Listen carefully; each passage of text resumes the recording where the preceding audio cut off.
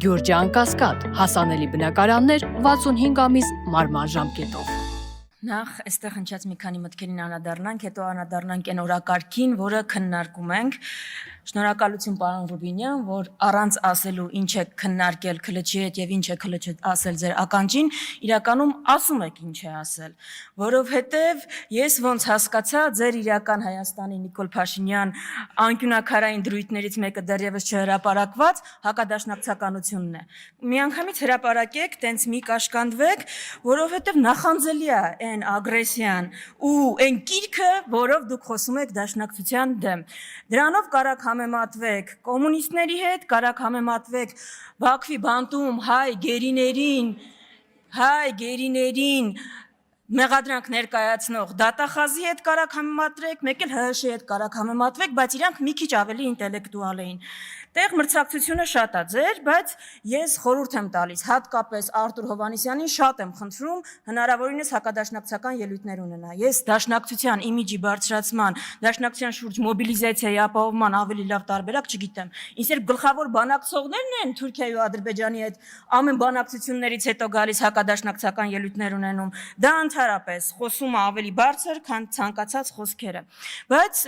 մի դրվագի ուզում եմ անդրադառնալ, էլի։ Այստեղ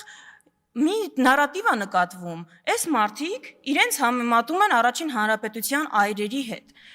Այսինքն ուզում եմ հասկանալ, ով ում հետ է համեմատվում, էլի։ Այդ տրամաբանության մեջ Նիկոլ Փաշինյանը մեր Արամ Մանուկյանն է։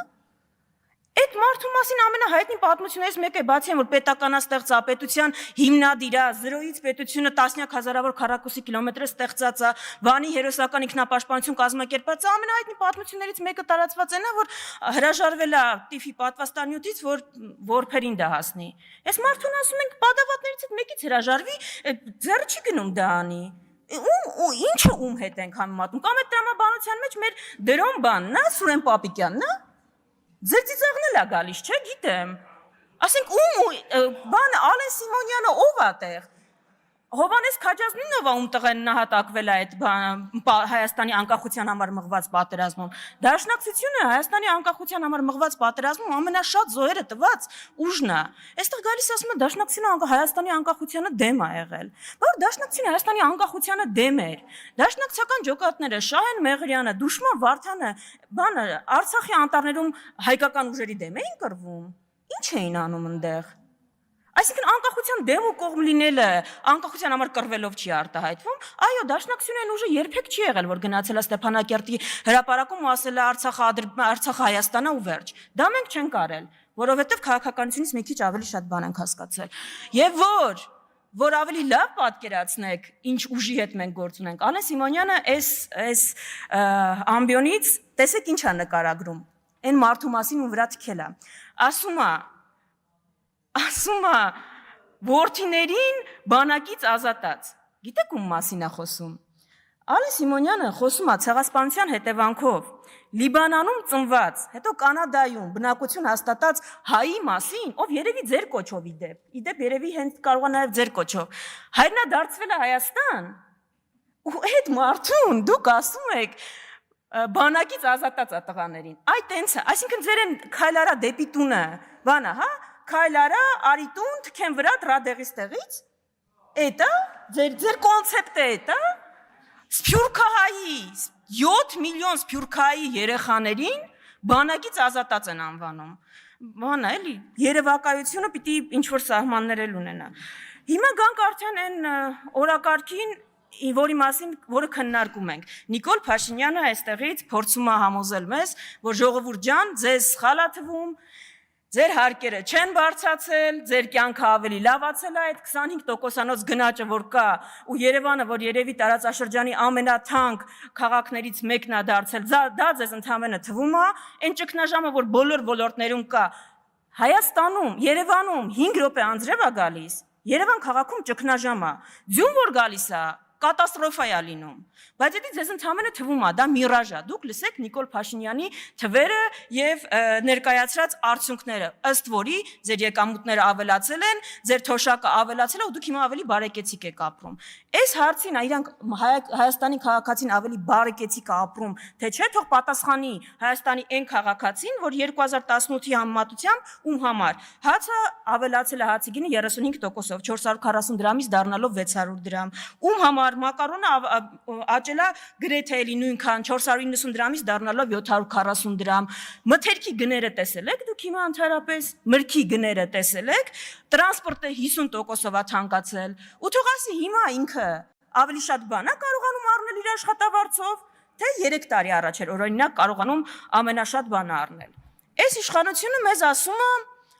2024-ը եղել է ամենախաղաղ տարին։ Եթե Սյունիքն էլ տակ, 2025-ը ընդհանրապես խաղաղ կլինի։ Այս կրակոցները մի քիչ ձեր վիճակագրությունը խառնում են։ Սյունիքը որ տակ, այդ կրակոցները կբան կանեն, ու ձեր վիճակագրությունը փայլուն ոչինչ չի խախտի։ Իսկ գիտեք 2024-ը ինչ թվական է եղել։ 2024-ը եղել է թվական, որ Արփի Դավոյանը, Վահագն Ալեքսանյանն ու Նիկոլ Փաշինյանը նստել իրենց վարչության նիստում որոշել են ինչն է Հայաստան, ինչը չէ։ Ու որոշել են, որ օրինակ Տավուշի գյուղերը, տարածքները Տավուշից դա Հայաստան չի։ Եղբայր, ով է ասում Հայաստան չի։ Մեր վարչությունը։ Ես որոշել եմ Հայաստան չի։ Շուրմուխեն կեսն էլ Հայաստան չէր։ Ով է ասում, ես եմ որոշել։ Ոնց ես որոշել, ինչ կապ ունի, ժողովրդավար երկրում ենք։ Ու 2024-ը եղել է տարի, երբ որ դուք առանց այդ բանը երկու երկրների հանձնաժողովների համաձայնագրի ԱԺ-ում հաստատման միջև է տանելը։ Տավուշից մի ընդհատեք ընդհատողներին։ Ուրեմն լսեք ինձ պարոն Խաչատրյան, նախ սուս մնացեք, երկրորդը նախ լրեք, հետո իմ հետ խոսեք հարգալից, հետո միացեք ձեր չափերը, լավ չեք գծում ուրեմն ես կգծեմ հիմա ու հանգստացեք ասեցի, հանգիստ, շարունակեք տիկին Վարդանյան, վերականգնեմ։ չեմ ապահովելու, շարունակեք ձեր ելույթը, ատենց, շարունակեք ձեր ելույթը, Շարունակում եմ հանգիստ։ Հիմա առանց այդ հանձնաժողովի այդ փաստաթուղթը հաստատելու Տավուշի ձորքերը ետ եք քաշել։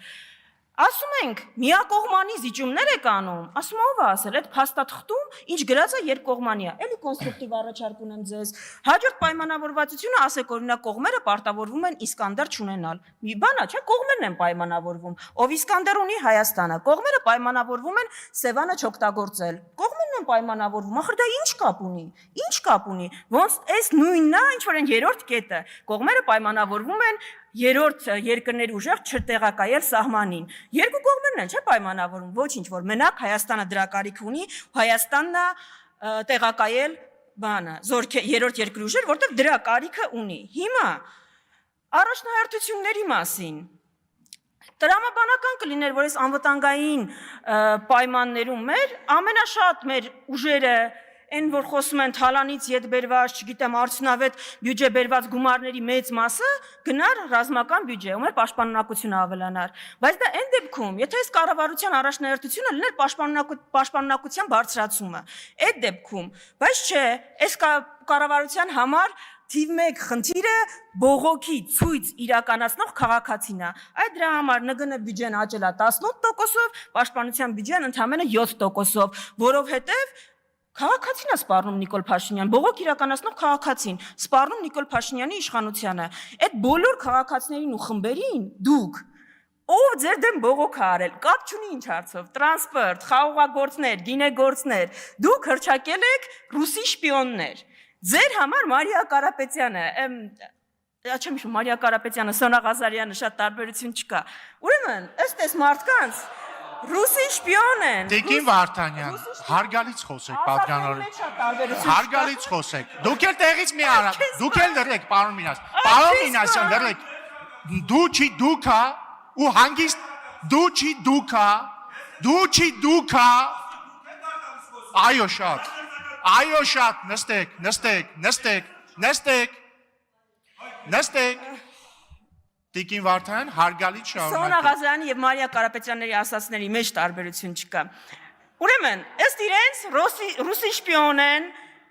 հնչակյանները, ռամկավարները, հայ առաքելական եկեղեցին, դաշնակցությունը ու միակ ինքնիշխանն է Նիկոլ Փաշինյանը։ Այն Նիկոլ Փաշինյանը, որը ուշադրություն Իլհամ Ալիև, փետրվարի 14, 2024 թվական Հայաստանը պետք է սահմանադրությունից հանի անկախության հռչակագրի մասին հղումը։ Ինքնիշխան Նիկոլ Փաշինյան 2025 թվական ապրիլ 16։ ՀՀ նոր սահմանադրությունում չպետք է հղում լինի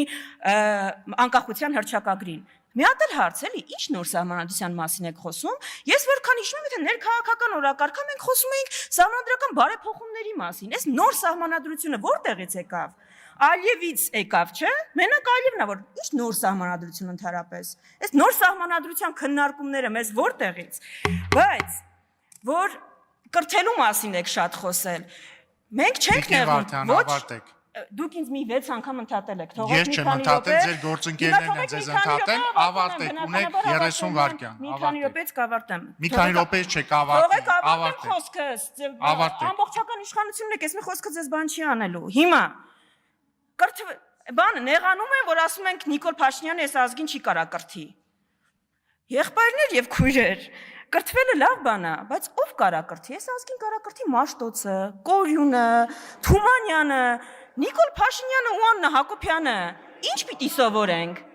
Ինչ պիտի սովորեցնենք, բայց մի հարցում ես ձեր հետ համաձայն եմ։ Ես ձեր հետ լրիվ համաձայն եմ։ Դուք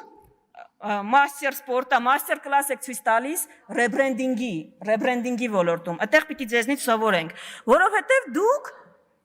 Ալիևի ծրագրերի հայաստանյան ռեբրենդինգ իրականացնող ֆիլիալն եք։ Ձեր իրական Հայաստանը Ադրբեջանի արևմտյան Ադրբեջանն է, բայց դա շատ վախենալու է հնչում, համաձայն եմ, եւ պիտի վախենալու հնչի։ Հո չէ՞ գալու ասեք մենք արևմտյան Ադրբեջան ենք ստե կառուցում։ Պիտի գայիք եւ դա փաթեթավորեիք։ Ու դրա փաթեթավորումը դուք այդ իրական Հայաստան կոնցեպտի ներքո եք իրականացնում։ Եվ վերջում ավարտեմ ելույթի հնարավորություն դեռ կլինի։ Այս պետությունը չի կարա լինի երշիկի ու հարկ տալու մասին։ Այս պետությունը հայկական ինքնության մասին մենակ կարա լինի, այդ ինքնության պաշտպանման ու զարգացման։ Ձեր երշիկ կալբասային այդ կոնցեպտը